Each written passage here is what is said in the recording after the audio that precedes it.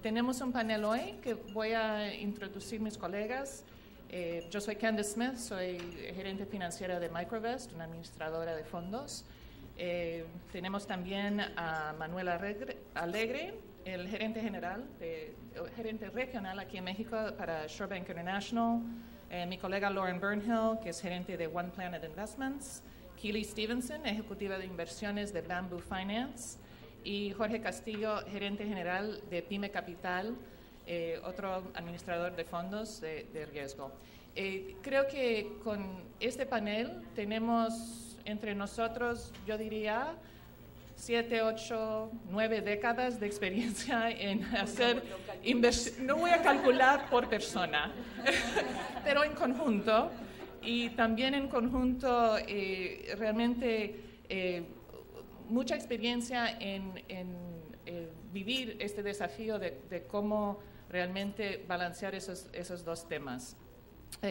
Voy a pedir que cada uno de mis colegas toma unos 5 minutos para introducir la institución con quien trabajan y cómo esa institución realmente ve este tema de balance de rendimiento e impacto. Voy a empezar como tengo control del micrófono. Voy a empezar con Microvest. Como les dije, somos una empresa privada de administración de fondos. Tenemos 4 fondos bajo administración con un total de capital de unos $140 millones. Nos lanzamos en el 2003. Y en los últimos años hemos hecho inversiones de deuda y de capital más bien enfocado en las instituciones de microfinanzas y otras instituciones financieras que están proveyendo servicios a los del base del pirámide, digamos, del público en el base del pirámide. Nosotros tenemos una figura un poco diferente de otras administradoras. Somos una empresa privada con fines de lucro. Manejamos los fondos en base de una figura comercial, pero nuestros dueños y fundadores son 3 instituciones, ONGs sin fines de lucro, perdón, que tienen la razón por qué crearon a Microvest era para intentar de atraer más capital a los sectores que ellos tienen interés programático. Entonces, con esa figura, a veces decimos que tenemos una vela comercial que nos impulsa, pero una ancla social que proviene de nuestros fundadores y dueños que se mantienen muy activamente involucrados en nuestro negocio. Para nosotros realmente no es una dicotomía entre impacto social y rendimiento financiero. Tiene que ser rendimiento financiero con impacto social.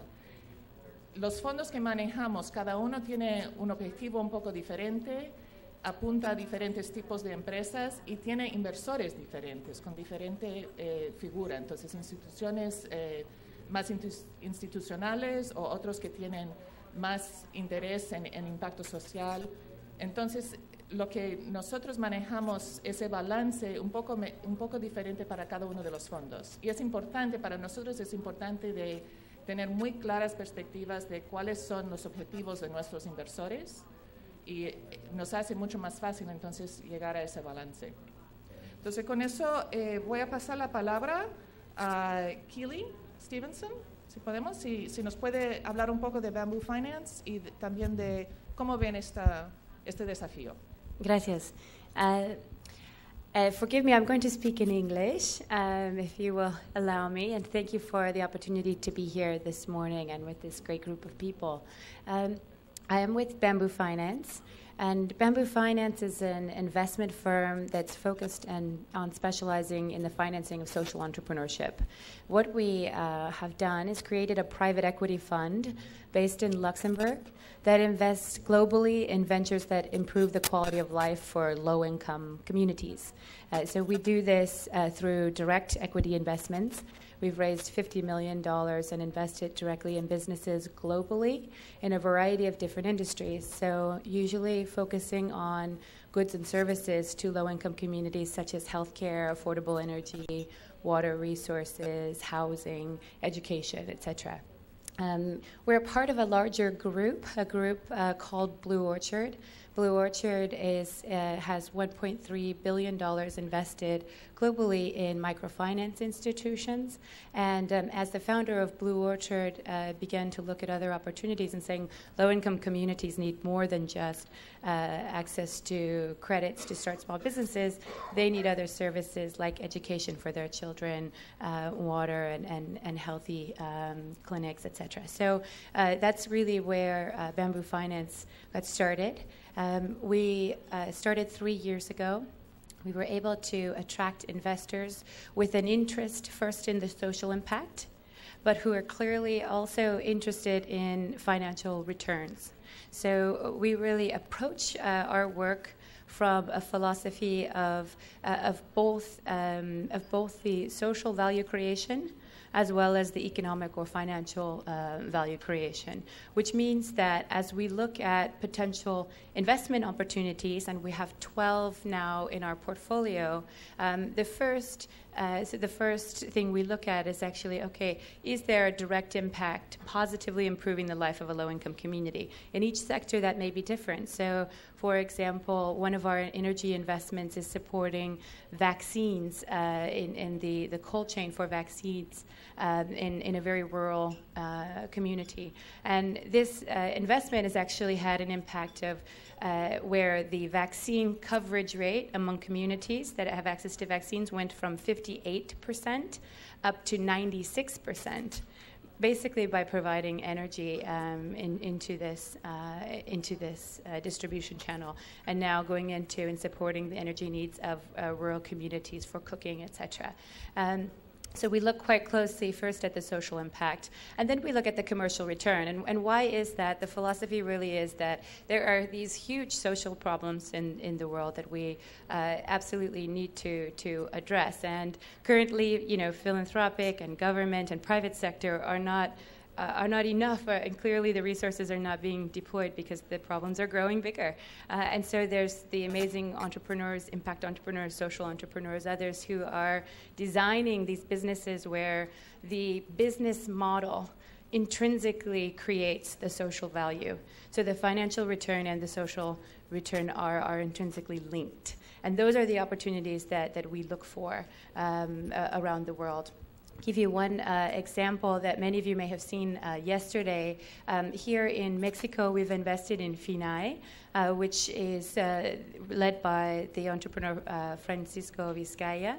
This is one of the first student loan companies in Mexico, providing opportunities and access to education for students in middle and low income segments of the Mexican society. So we are quite interested in finding those models that provide access to low income communities that otherwise wouldn't be available to them. And we see this in a couple of ways in terms of the potential market and the opportunities, is that most low-income communities actually already pay a significant amount of money for those services or those products.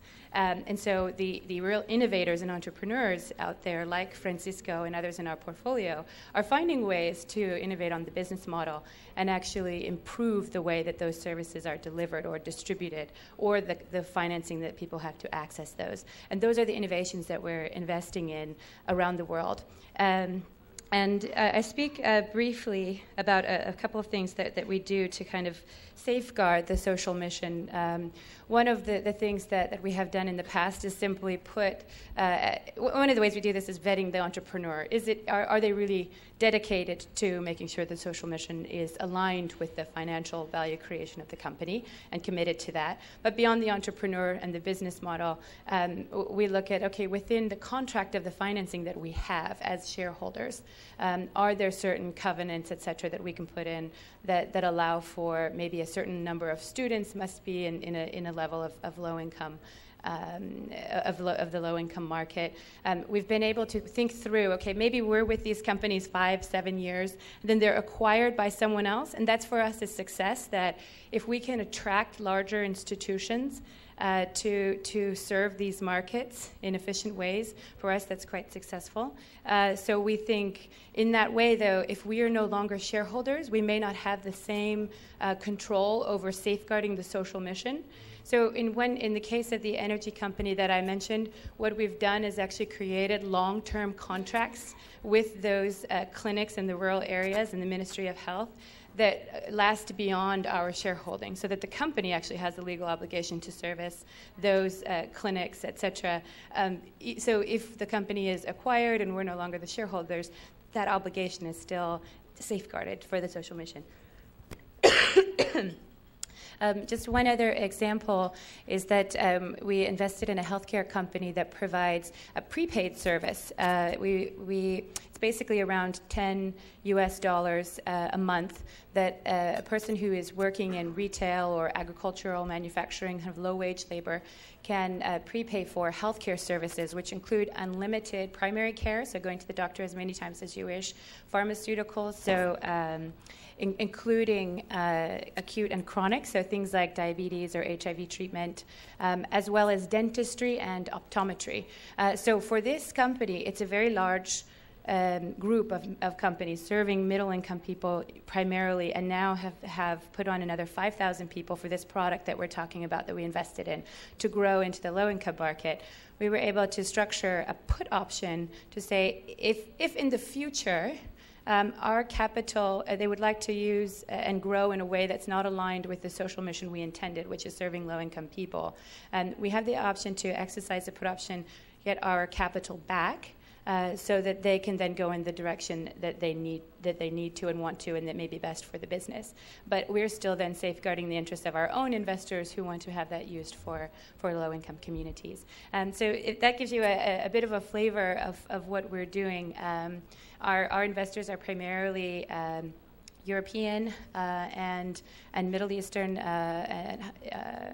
one institutional investor, and mainly family offices and high net worth individuals. Our longer term vision is that we start to bring in much more institutional investors into this space for all of the funds, because those are the pools of money that are quite a bit larger and can really be deployed into fueling some of these great businesses and ideas of entrepreneurs in the longer term, in a much larger, more powerful way. Thanks. Gracias, Kili. Muy interesante también este tema de conocer los objetivos de la empresa en que estás invirtiendo y de cómo proteger esa misión social, digamos, pero a la vez llegar a una escala más importante, o sea, con atraer a otros inversores y lanzar a esas empresas en más grande escala. Gracias. Si podemos, entonces, Jorge Castillo, si puedes hablar un poco de Pyme Capital y cómo estos mismos temas de cómo lo hacen, cómo encuentran ese balance entre el impacto social y el rendimiento financiero. Gracias. Gracias. Buenos días. Primero, agradecer a los organizadores del evento la oportunidad de participar y estar acá. Pyme Capital es un fondo de financiamiento de pequeña y mediana empresa de carácter regional. Tiene 3 años de funcionamiento y por mandato de sus inversionistas, que son todos organizaciones y organismos, trabaja con preferencia en los países de menor ventaja competitiva de la región. Hoy ya tenemos portafolio en Centroamérica, en Nicaragua, Guatemala, República Dominicana, Bolivia, y esperamos comenzar actividades también en Perú y Colombia este año. El tipo de operaciones que buscamos son pequeñas y medianas empresas. Este es un concepto cuantitativo difícil de definir porque ese rango de tamaño es diferente de una economía a otra, pero básicamente son todas las compañías que no son clientes de las microfinanzas y son muy pequeños para trabajar con bancos.